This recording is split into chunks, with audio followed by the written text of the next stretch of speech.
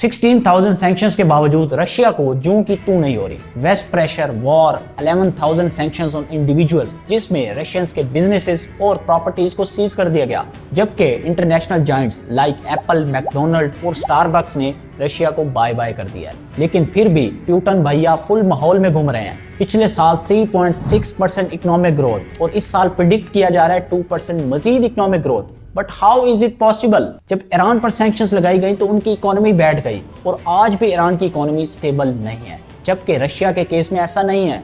Russia पर जो sanctions लगाई गई उनमें एयरप्लेन्स और शिप्स भी शामिल, मतलब कि फुली आइसोलेटेड। लेकिन फिर भी रशिया की इकोनॉमी ग्रो कर रही है, इन्फ्लेशन कम है और इसके अलावा जो टेक जायंट्स रशिया को छोड़ गई उनकी लेटेस्ट प्रोडक्ट्स भी अवेलेबल हैं। तो आइए इस वीडियो में रशिया की सीक्रेट स्ट्रेटेजी को जानते हैं कि रशिया किस तरह इस सिचुएशन में सरवाइव कर रहा है। Tonight, Russia is feeling the shock of Western sanctions. They will hit the Russian economy hard. Waging economic war on Russia. This year, its economy is set to grow faster than all advanced economies, according to the International Monetary Fund. 2022 में जब Russia ने Ukraine से जंग छेड़ी तो western countries ने strong react किया, multiple warnings दी गई, जिस पर प्यूटन ने वार्न किया कि जो भी कंट्रीज जंग में शामिल होगा उसे तबाह कर दिया जाएगा, जिस पर वेस्टर्न कंट्रीज और अमेरिका की सारी हवा निकल गई। हालांकि देखा जाए तो यूक्रेन नेटो का पार्ट है और नेटो का एक लॉ है कि जो भी कंट्री नेटो कंट्री पर अटैक करेगी तो नेटो कंट्रीज की तमाम मिलिट्री उस कंट्री पर अटैक करेगी।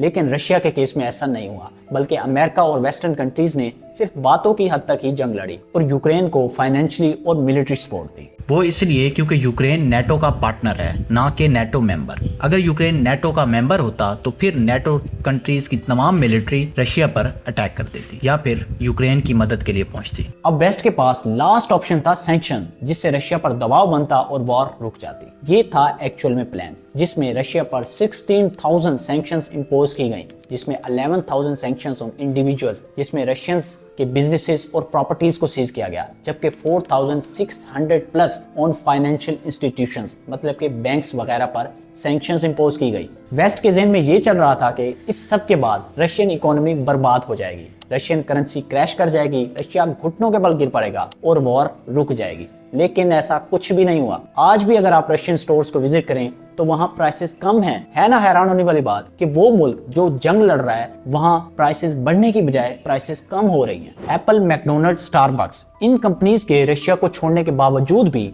इनकी लेटेस्ट प्रोडक्ट्स स्टोर्स पर अवेलेबल हैं, लाइक आईफोन 15 और इसके अलावा मैकबुक वगैरह। है ना हैरान होने वाली बात। और इसके अलावा पिछले साल 3.6% रशियन इकोनॉमी ग्रो की, जबकि इस साल प्रिडिक्ट किया जा रहा है 2% मजीद ग्रो करेगी। भाई साहब चल क्या रहा है यहाँ पे?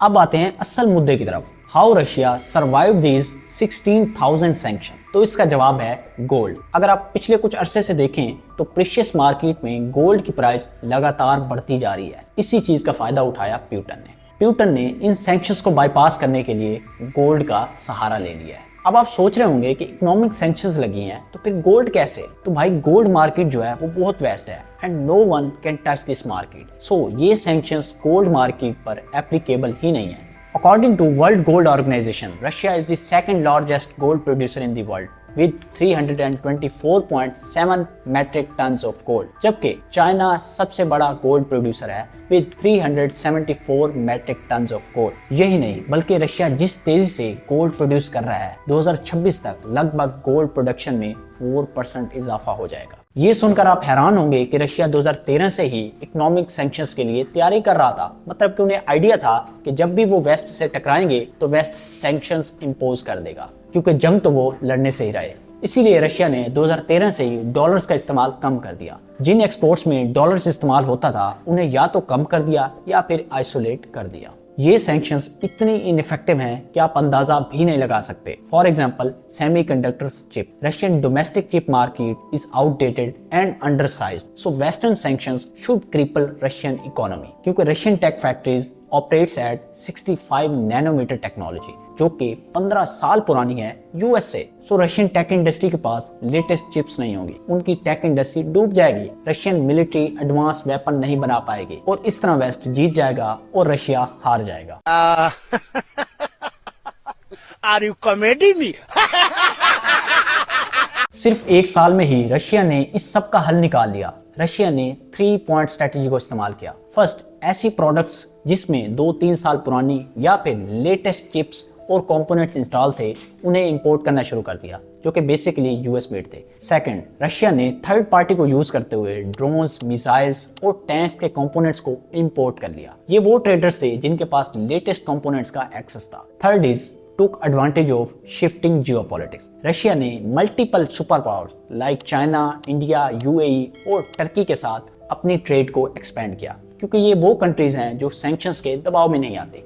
इसकी प्राइम एग्जांपल है इंडिया, जिसने सैंक्शंस के बावजूद भी रशिया से ऑयल इंपोर्ट किया और अपने लोगों का फायदा किया। रशिया ने इन सारी कंट्रीज के साथ अपनी ट्रेड को एक्सपेंड किया, कंट्रीज के विजिट किए, इनके साथ न्यू प्रोजेक्ट्स पर एग्रीमेंट्स किए, जिसका अल्टीमेटली फायदा रशिया को ही हुआ। ये ग्राफ देखें जरा, 2020 में चाइना और रशिया के बीच 107 बिलियन डॉलर्स की ट्रेड थी, जबकि ठीक 3 साल बाद 240 बिलियन डॉलर्स तक पहुंच गई, मतलब कि 124% increase in just 3 years. And also, Russia is the top oil supplier of China. British luxury cars are still being sold in Russia despite sanctions.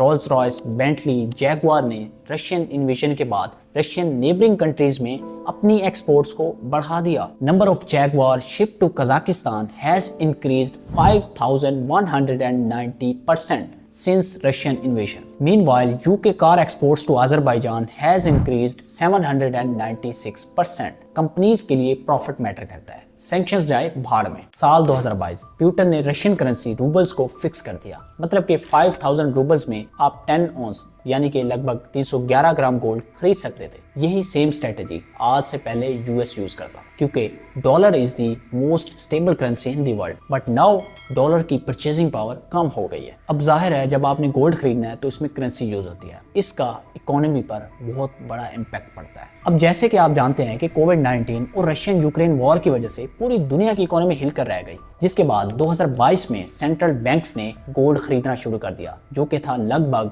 1073 metric tons. अब इसका फायदा हुआ रशिया को। As I already told you कि Russia is the second largest producer of gold. Russia का सबसे बड़ा customer था यूएई, जिसने लगभग 97 मेट्रिक टन्स गोल्ड रशिया से इंपोर्ट किया, जिसकी मालियत थी लगभग 6 बिलियन डॉलर। ये 15 टाइम्स इंक्रीज था वॉर से पहले। नेक्स्ट क्लाइंट इज स्विट्जरलैंड, जिसने 2022 में रशिया से 75 मेट्रिक टन्स गोल्ड इंपोर्ट किया, जिसकी मालियत लगभग 5 बिलियन डॉलर्स थी। ये थी प्यूटन की सीक्रेट स्ट्रेटेजी, जिसका इस्तेमाल करते हुए प्यूटन ने 16,000 सैंक्शंस को कूड़े के डिब्बे में डाल दिया। आज बाकी कंट्रीज भी इसी मॉडल को इस्तेमाल करते हुए धड़ाधड़ गोल्ड को परचेज कर रही हैं, और इसका कहीं ना कहीं फायदा रशिया को ही हो रहा है, और रशिया सैंक्शंस के बावजूद भी अरबों डॉलर्स रेवेन्यू जनरेट कर रहा है।